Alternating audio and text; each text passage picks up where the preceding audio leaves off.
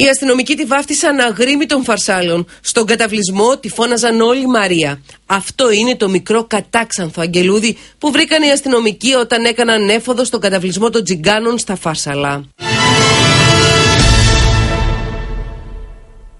Χρειάστηκαν μόνο λίγες ώρες για να αλλάξει η 40χρονη Τσιγκάνα την αρχική της κατάθεση και να ομολογήσει ότι δεν είναι η βιολογική της μητέρα. Ακούστε τι λέει στο Σταρ.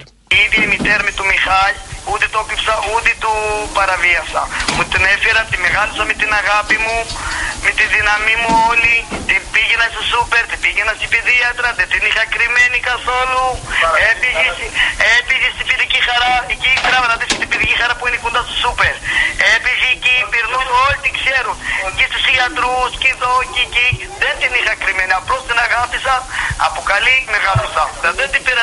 Οι αστυνομικοί όμως υποψιάζονται ότι μπορεί να βρίσκονται στα ίχνη διεθνούς κυκλώματος αρπαγής παιδιών. Πιθανόν να είμαστε μπροστά σε μια περίπτωση από τις πολλές σε παγκόσμιο επίπεδο, όπου ένα παιδί αποκόπηκε βία από το φυσικό του περιβάλλον, με κάποιο σκοπό που δεν προϊονίζει τίποτε καλό. Τα καταπράσινα μάτια της και τα πυρόξανθα μαλλιά της συγκίνησαν όλους τους αστυνομικούς που βρέθηκαν κοντά της. Εάν και είναι σε ηλικία που έπρεπε να μιλάει, δεν έλεγε παρά ελάχιστες λέξεις στην αστυνομικό που για 24 ώρες ήταν ο φύλακας άγγελός της.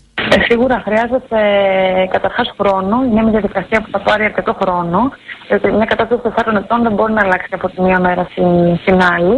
Χρειάζεται πολύ μεγάλη αγάπη, φροντίδα, χρειάζεται να ενισχύσουμε το αίσθημα της ασφάλειας. Αυτή η φωτογραφία ήταν επαγγελματική και αυτή η φωτογραφία θα παίξει και στην Ελλάδα αλλά και σε όλο τον κόσμο προκειμένου να βρεθεί άκρη. Την ώρα που το παιδί έφευγε από εκεί έκλαιγε, όταν πήγε στο νοσοκομείο με την αγκαλιά των ανθρώπων ηρέμησε.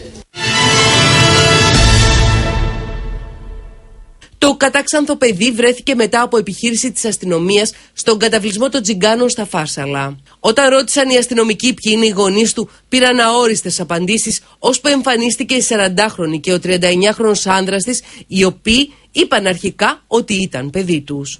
Τα πράσινα μάτια, ο δόλος έμοιαζε με τους φερόμενους αυτούς ως γονείς. Ισχυρίστηκαν πάρα πολλά σενάρια.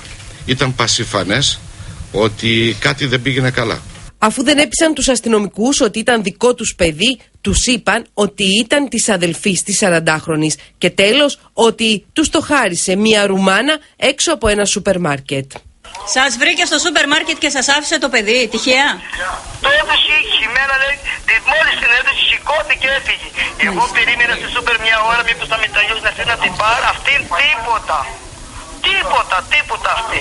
Η αστυνομία. Τη μεγάλωσα με τα δάκρυα μου. Ξέρεις πώς είμαι για τη Μαρία εδώ μέσα. Συνέχεια με το κλάμα είμαι.